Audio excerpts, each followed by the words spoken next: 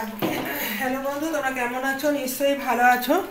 আজকে বানাচ্ছি বাজারে সেই বড় বড় বেগুন, 10 টাকার 4টে বেগুন আনলাম। এখানে কুমড়ো আমরা এটা ফেলে দিই, আমি এটা ফেলবো না।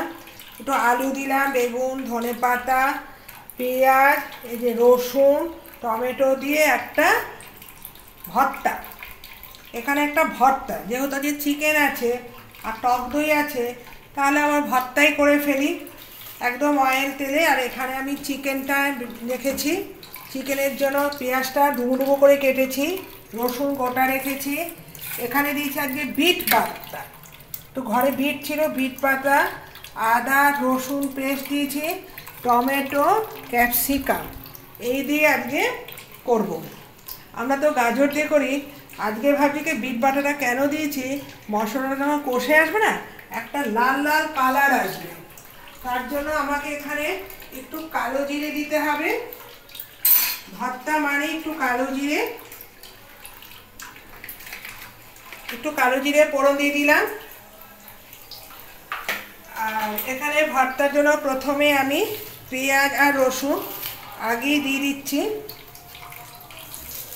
এই ভর্তাটা খেতে বেশি ভালো লাগে।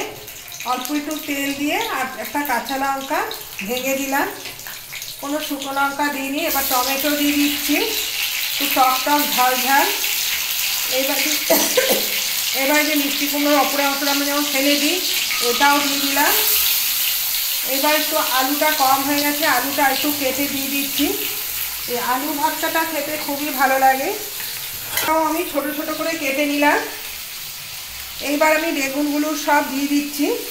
যেহেতু ভর্তা, এর মধ্যে জল ছাড়াই হবে, ভর্তাতে কিন্তু কখনো জল দেওয়া যায় না, তাহলে যে ভর্তার যে টেস্টটা ওটা পুরো নষ্ট হয়ে যাবে। আর দিয়ে দিচ্ছি ধনেপাতা কুচি। এটা আস্তে আস্তে হতে থাকবে। এবার মশলাটা মজতে থাকুক, আমি সাথে সাথে নুনটাও দিয়ে দিচ্ছি, যাতে সবকটা সবজিগুলো যেন তাড়াতাড়ি নরম হয়ে যায়। আর এর মধ্যে যেহেতু কাঁচা লঙ্কা দিয়েছি, আমি কোনো শুকনো লঙ্কার মরিচ দেবো না, একটু হলুদ দিয়ে দিচ্ছি। আর চিনিটা দেওয়ার বাকি আছে কালারের জন্য। এই মশলাগুলো আগে আগে মিশিয়ে নিই, নুন, হলুদ, তারপরে কাঁচা লঙ্কা, ধনেপাতা, পেঁয়াজ, যা যা আছে, এইটা তেলের সাথে একটু হালকা করে ভাজা ভাজা নমুনা হবে। এটা কালারের জন্য, ভর্তা তো একটু মিষ্টি মিষ্টি হলে ভালো লাগে। একটু চিনিটাও ছড়িয়ে দিলাম, ব্যাস। আর কোনো মশলা অ্যাড হবে না। এই ভর্তাটা খেতে খুবই ভালো লাগে। খালি চিকেন খেতে তো আর ভালো লাগে না এক তরকারিতে। আর কী করবো ভাবছি, উচ্ছে তরকারি আর শাক পাতাও আনি না। এখন বাজারে না গরম পড়ে যাচ্ছে, জানো বাজারের অবস্থা দিনকে দিন খুব খারাপ হয়ে যাচ্ছে। যে সস্তা দেবে তার কাছে লোকে ভিড় করবে। আর যে অনেক সবজিওয়ালা আছে, শাক পাতাগুলো দেখে না আমার একদম পছন্দ হয় না, মনে হচ্ছে 2-3 দিনের জিনিস।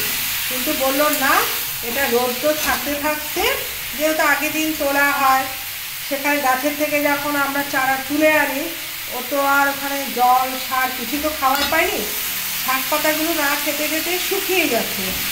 আর গরমও পড়ে যাচ্ছে। এখন বাঁধাকপি যেটা কেউ খায় না, এখন বাঁধাকপি জানো বাজারে এসেছে 5 টাকা কিলো, তাও লোকে খাচ্ছে না। তাও ফুলকপিটা তাও একটু চলছে। এখন নাকি ফুলকপিটার মধ্যে প্রচুর ধরনের ভিটামিন পাওয়া যায় বলে ফুলকপিটা চলছে। এই ভর্তাটা আমার হয়ে গেছে। এটা আমি এখানে চাপা ঢাকা দিয়ে হালকা ফ্লেমে করব। তো হালকা ফ্লেমে করছি এ কারণে, এই চিকেনে যাতে কোনো জল না থাকে, আমি সমস্ত জলটা ফেলে দিয়েছি। এর মধ্যে দিচ্ছি আগে বিট, একটু বিট দিয়ে করব। বিট দিয়েছি, রসুন দিয়েছি, আদা পেস্ট দিয়েছি। এটা আমি মেখে নেব। এবার যে রসুনগুলো, গোটা রসুন দিয়েছি, এই গোটা রসুন, পেঁয়াজটাও আমি এইভাবেই দিয়ে দিচ্ছি, তেলে পড়লে ও ছাড়িয়ে যাবে। এবার এর মধ্যে দিয়েছি টমেটো,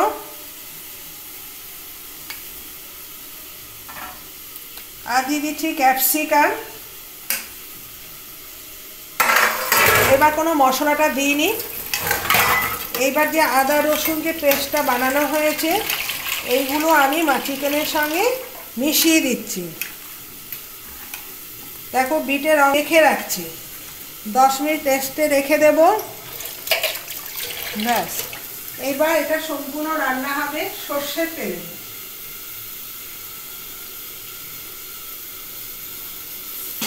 এবার সর্ষের তেলের পরিমাণটা একবারই দিয়ে দিচ্ছি, খুব একটা বেশি লাগে না।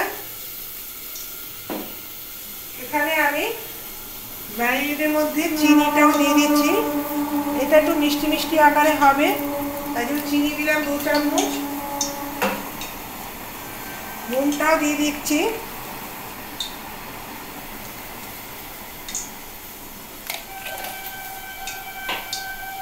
এর মধ্যে হলুদটাও দিয়ে দিচ্ছি, সবই 2 চামচ করে দিলাম যেহেতু আমার লোক কম। এর মধ্যে অল্প একটু লঙ্কার গুঁড়ো দিয়ে দিচ্ছি যেমন কালারের জন্য, আর একটু দিচ্ছি ভাজা মশলা, মানে জিরে ধরে গুঁড়ো একসাথে মিক্স করে দিলাম। আর গরম মশলা তো এখন দেওয়া যাবে না, তার জন্য এটাকে কি করছি আমি খন্তার সাহায্যে দিচ্ছি, কেননা হাতে যেহেতু লঙ্কার গুঁড়ো দিয়েছি হাত আমার ভীষণ জ্বলে যায়। দেখো যেহেতু সবকটাই মাখা আছে, আর বিটের রং দেওয়াতে না, আমরা তো চিকেন অনেকভাবেই খেয়েছি কিন্তু বিট দিয়ে চিকেন কেউ খায় না, কিন্তু বিটের রসটা এত ভালো আর কালারটাও বেশ সুন্দর এসে যায়। তা আজকে ভাবছি একটু বিট দিয়ে করি, ধনে পাতা দিয়ে করেছি, তা বিটটা কোনো ক্ষতি করেনি, তা আজকে ভাবলাম বিটটা দিয়েই আমি বানাই।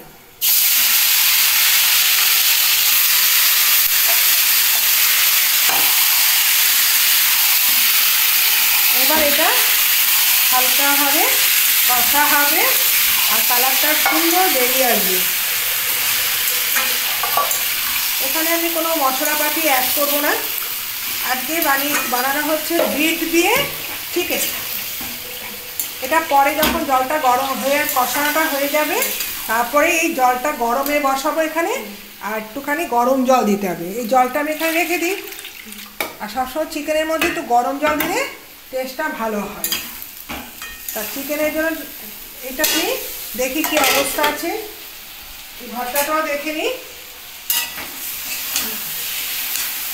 দেখ কি সুন্দর একদম মাখো মাখো হয়ে গেছে।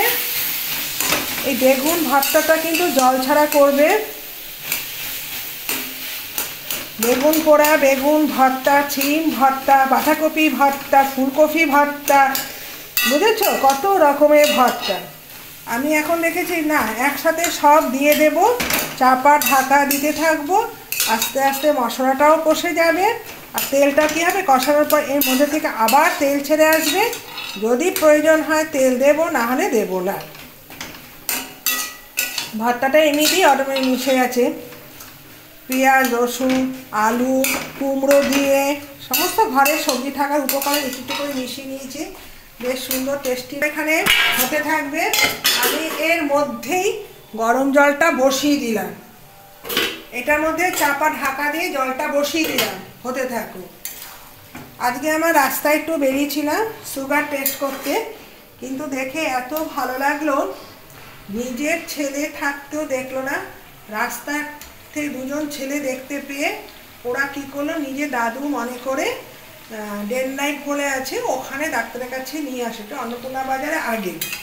তা আমি ওখানে ভেবেছি তো নবদ্বীপের ওখানে ঘি পাওয়া যায়, তা নবদ্বীপের ঘিয়ের ও দোকানে উল্টো দিকেই, তা অনেকদিন আগে একবার এনেছিলাম, কিন্তু ঘিটা এত সুন্দর, মানে যে মায়াপুরে যে ধাপ নাকি বলে ওখানে, গোশালাটা তো আমাদের যাওয়া সবসময় সম্ভব না, উনি যেহেতু মায়াপুরে, উনি ওখানকার দীক্ষিত এবং এখানে কি করে খাবে ভাবনা চিন্তা করে অন্নপূর্ণা বাজারে এখানে একটা নবদ্বীপের ঘি, দই, ক্ষীর, তারপরে হচ্ছে তোমার ঘি, সমস্ত কিছু রেখে।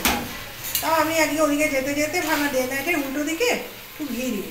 এবার যে ঘি নিতে গেলাম দেখলাম 6-7টা ছেলে বৃদ্ধ লোককে নিয়ে আসলো ডাক্তারের কাছে, এবং ওরা দেখে কিছু লোক ওনার হাতে, ওই ছেলেরা যেগুলো নিয়ে এসেছে ওদের হাতে যে যেরকম পারে, কেউ 50, কেউ 100, কেউ 500 দিল। আর বলছে বাবা তোমরা জীবনে উন্নতি করো। বলছে হ্যাঁ দাদু আমরা জীবনে উন্নতি করেছি বলেই তো ওরা হচ্ছে ইউটিউব করে, ফেসবুক করে, তাদেরকে বেশ ভালো লাগলো।